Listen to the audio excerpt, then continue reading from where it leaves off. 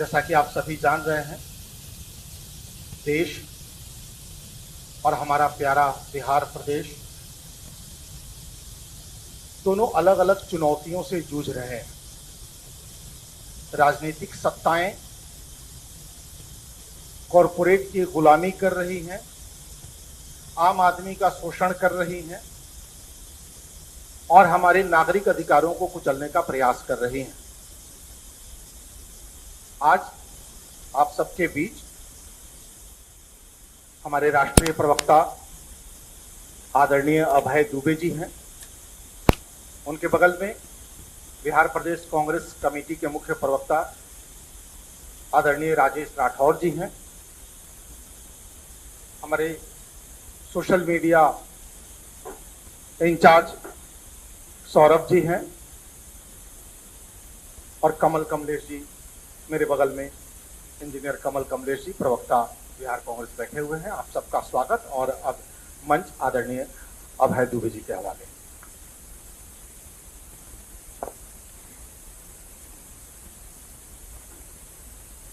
धन्यवाद आसिफ भाई। सभी पत्रकार साथियों का इस सभागार में स्वागत है। पत्रकार मित्रों, जैसे हमने एक श्रृंखला प्रारंभ की है बिहार की 20 साल की बदहाली पर 17 से 20 सवाल हम लोग करेंगे। उस कड़ी में आज ये दूसरा सवाल हमारा है। याद कीजिए, तथाकथित बिहार के कर्णधार बन रहे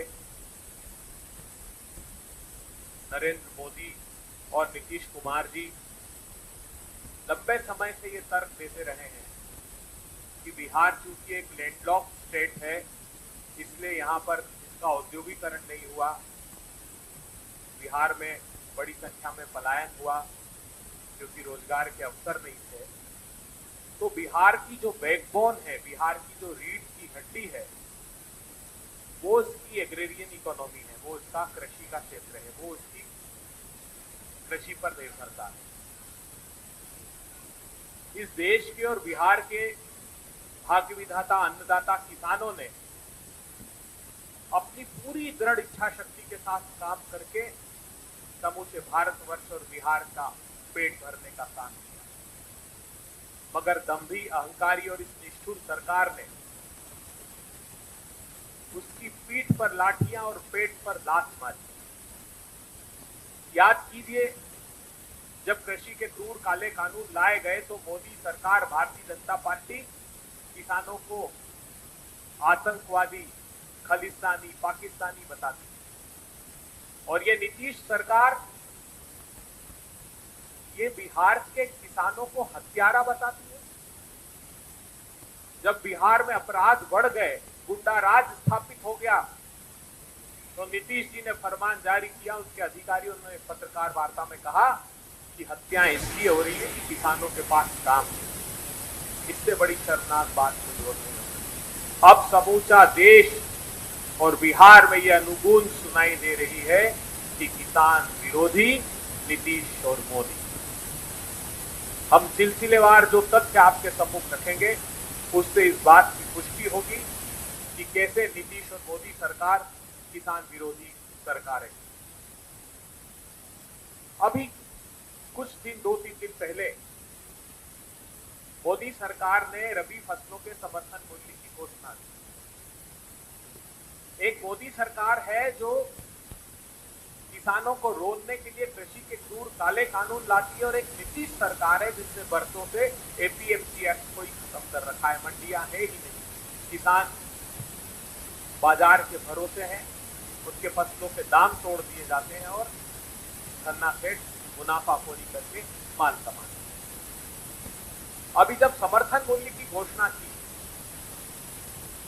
तब आप जानकर चौंक जाएंगे कि सभी राज्यों से CACP, commission for agricultural cost and price, जो समर्थन मूल्य तय करता है, उसने सभी राज्यों से वो हर बार अपने समर्थन मूल्य तय करने के पहले राज्यों से अपनी लागत मांगता है कि आपकी फसलों की क्या लागत आपके यहाँ आ रही है, और वो भी खुद अपना मूल्यांकन करता है। क्योंकि सीएसीपी ये कह चुका है कि राज्यों की लागत और केंद्र सरकार जो लागत निकालती है उसमें उसमें अंतर होता है, तो राज्य भी अपनी ताकत दे तो उसको एक मदद मिलती है ताकि समर्थन मूल्य किसानों को थोड़ा बढ़ चढ़ कर। शर्मनाक बात यह है कि इस बार नीतीश सरकार ने एक भी फसल के लिए न तो लागत का मूल्यांकन किया, ना ही सुझाव दिया कि कितना समर्थन मूल्य चाहिए। इतने डर गई नीतीश सरकार, मोदी जी से इतनी डरी हुई है कि किसानों के खिलाफ खड़ी हो गई और मोदी सरकार के समर्थन में किसान विरोधी है। मगर सीएसीपी ने बिहार का लागत मूल्य का मूल्यांकन किया। तो जो जुमलानाथन समिति की रिपोर्ट थी, मैं जुमलानाथन इसलिए कह रहा हूं कि स्वामीनाथन को तो सर्वोच्च अदालत में शपथ पत्र देकर मोदी सरकार ने नकार दिया। गेहूं का समर्थन मूल्य घोषित किया 2585 रुपए, और सीएसीपी ने जब नीतीश सरकार ने नकार दिया कि हम नहीं देंगे तो उन्होंने लागत का मूल्यांकन किया और ये बताया कि बिहार में गेहूं का समर्थन मूल्य उस लागत के मूल्यांकन के आधार पर 2841 रुपए, मतलब जो घोषित समर्थन मूल्य अभी किया है रबी फसलों का 2627 से अधिक। चना का 5875 रुपए किया, उन्होंने बिहार के लिए मूल्यांकन किया कि ये 6291 रुपए होना चाहिए, मतलब बहुत अधिक, क्योंकि बिहार में लागत बहुत अधिक है। मसूर का 7000 रुपए किया और सरसों का 6200 रुपए। तो सरसों में 7035 रुपए लागत आ रही है, ये बिहार के लिए लागत है। अब बड़ी बात यह है कि बिहार सरकार ने तो नहीं दिया, लेकिन साहस दिखाया मोदी जी के खिलाफ खड़े होने में। गुजरात, महाराष्ट्र जैसी भारतीय जनता पार्टी की सरकार मोदी सरकार के खिलाफ खड़ी और उन्होंने बताया कि जो गेहूं का समर्थन मूल्य जो जुमलानाथन समिति है, मोदी जी की जुमलानाथन समिति ने 2585 रुपए घोषित किया है, वो गुजरात में लागत इतनी है कि 4200 रुपए कम से कम कीजिए। मोदी जी ने मानी नहीं, ना गुजरात की मानी, ना महाराष्ट्र की 4525 रुपए मानी, लेकिन ये डरपोक बिहार का नेतृत्व इसने तो सुझाव ही नहीं दिया। उसके बाद चने का था, तो चने में इसी तरह महाराष्ट्र ने 7372 रुपए मांगा, गुजरात ने 7400 रुपए मांगा और समर्थन मूल्य घोषित किया है सिर्फ 5875 रुपए मोदी सरकार ने। इसी प्रकार सरसों का गुजरात ने 7600 रुपए मांगा, असम ने 6545 रुपए मांगा, क्योंकि उनके यहां लागत अधिक है, मगर बिहार सरकार ये साहस नहीं जुटा पाई कि वो मोदी जी से कह सके आंख में आंख मिलाकर कि हमारे किसानों को नुकसान हो रहा है, आप बड़ा कर दीजिए। अब एक ढिंडोरा पीटा जाता है समर्थन मूल्य पे कि समर्थन मूल्य घोषित कर रहे हैं 22 फसलों के, और दर्शाया जाता है चार्ट बनाकर कि 200% किसानों को फायदा हो रहा है। उसका सच ये है कि बमुश्किल कुल उत्पादन का 6% समर्थन मूल्य पर खरीदी की जाती है सरकारों द्वारा। खरीदी भी इसलिए की जाती है कि हम ऋणी हैं आदरणीय राहुल गांधी जी, सोनिया गांधी जी के, जिन्होंने एक प्रावधान कर दिया जो सार्वजनिक वितरण प्रणाली थी, उसमें 86 करोड़ लोगों के भोजन का अधिकार कानून ला दिया, इसलिए किसानों से थोड़ी अधिक मात्रा में खरीदी की जाती है। तो उसका सच यह है कि गेहूं का उत्पादन 23-24 के जो फाइनल आंकड़े आए हैं उसमें मात्र 23% गेहूं खरीदा गया, जो 0%, चना 0.37%, मसूर 14%, सरसों 9%, कुसुम 0%। और बिहार का क्या हाल है ये भी हमको जानना चाहिए। बिहार ने जो पिछले 3 साल के आंकड़े हैं उसमें गेहूं खरीदा मात्र 0.0 लाख टन, 23-24 में खरीदा 0.01 लाख टन और 24-25 में खरीदा 0.10 लाख टन, और धान 28, 20 और 26 लाख टन। उत्पादित कितना होता है? तो उत्पादित होता है गेहूं 75 लाख टन और चावल होता है धान अर्थात 95 लाख टन, मक्का होता है 58 लाख टन। अब हो क्या रहा है, यह आरोप खुद सीएसीपी ने भी लगाया, जो इस समर्थन मूल्य की को तय करता है। उसने कहा है कि ये जो अनाजों की खरीदी हो रही है, किसानों के दाम 2 तरह से तोड़े जा रहे हैं।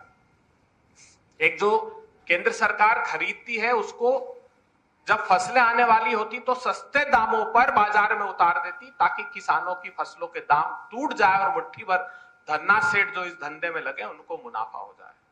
दूसरी मोडस ऑपरेंडी, दूसरा तरीका क्या है? दूसरा तरीका यह है कि सस्ती दरों पर इंपोर्ट कर लीजिए।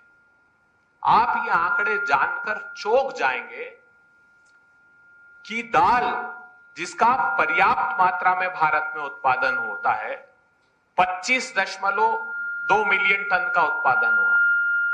आप जानकर हैरान रह जाएंगे कि वो दाल जो, एक मिनट इसको ठीक कर लेते फिर बोलेंगे, अब यहां कोई तकनीकी रूप से ठीक करने वाला है। तो जो 25 मिलियन टन दाल का उत्पादन हुआ, वो 7 मिलियन टन इंपोर्ट कर ली। 47,000 करोड़ रुपए की सस्ती दाल का इंपोर्ट कर लिया। दाल के दाम टूट गए। प्रधानमंत्री ने लाल किले की प्राचीर से भाषण दिया था, मुझे याद है, जब नए नए प्रधानमंत्री बने थे तो कहा, किसान भाइयों, ऑयल सीड्स का उत्पादन इतना कर लेना कि हम आत्मनिर्भर हो जाएं। एक आत्मनिर्भर मिशन चलाया। आप जानकर हतप्रभ रह जाएंगे कि बहुत अच्छा ऑयल सीड्स का उत्पादन किसानों ने किया, मगर 1,47,000 करोड़ रुपए का तेल इंपोर्ट हो रहा है। और कौन बड़े व्यापारी हैं जो इस तेल और दाल के खेल में लगे हैं? पल्स एसोसिएशन ऑफ इंडिया से किसने समझौता किया? तेल के खेल में कौन कूदे? 2 ही लोग हैं इस देश में जो किसानों की पीठ पर वार कर रहे हैं। अब आप प्रधानमंत्री फसल बीमा योजना, एक ढिंडोरा पीटा गया कि प्रधानमंत्री फसल बीमा योजना विश्व की सबसे अच्छी फसल बीमा योजना है। खरीफ 2016 में इसकी घोषणा की थी प्रधानमंत्री ने। आप जानकर आश्चर्यचकित रह जाएंगे कि वो जो प्रधानमंत्री फसल बीमा योजना है, निजी कंपनियों ने 64,000 करोड़ रुपए का मुनाफा कमाया है। तो ये प्राइवेट बीमा कंपनी मुनाफा योजना बनकर रह गई है। ढिंडोरा पीटा जाता है बड़ा बड़ा, आपने देखा होगा चैनलों पर। भारतीय जनता पार्टी के प्रवक्ता कहते हैं कि कृषि का बजट इतना बढ़ा दिया। Parliamentary standing committee on agriculture ने कहा है कि बीते 5 सालों में 1 लाख करोड़ रुपया सरेंडर कर दिया, खर्च ही नहीं किया। एक और ढिंडोरा पीटा गया कि हम एक ऐसी स्कीम ला रहे हैं, पीएम कुसुम योजना, जिससे जो डीजल के कृषि पंप हैं, जो बिजली की परेशानी किसानों को होती है, तो हम इनपुट कॉस्ट कम कर देंगे और किसानों की परेशानियां दूर हो जाएगी। तो जो पीएम कुसुम योजना है, किसानों के साथ क्या कुठाराघात किया है, बिहार के खासकर। इस पीएम कुसुम योजना में जो 2019 में प्रारंभ की गई थी, आज 25 है, इसके 3 कंपोनेंट थे। उन्होंने कहा 10,000 मेगावाट हम सोलर एनर्जी प्रोड्यूस करेंगे, हम 14 lakh of grid solar pump रखेंगे और 35 लाख मौजूदा जो ग्रिड कनेक्टिविटी के कृषि पंप है उसको हम सोलर वाले कन्वर्ट कर देंगे। 34,000 करोड़ रुपए का ये इसमें बजट का प्रोविजन रखा। बिहार के लोगों, ध्यान से सुनिए, बिहार के साथ कितना बड़ा विश्वासघात किया है। बिहार को इन तीनों कंपोनेंट में 2019 से लेकर आज तक 0।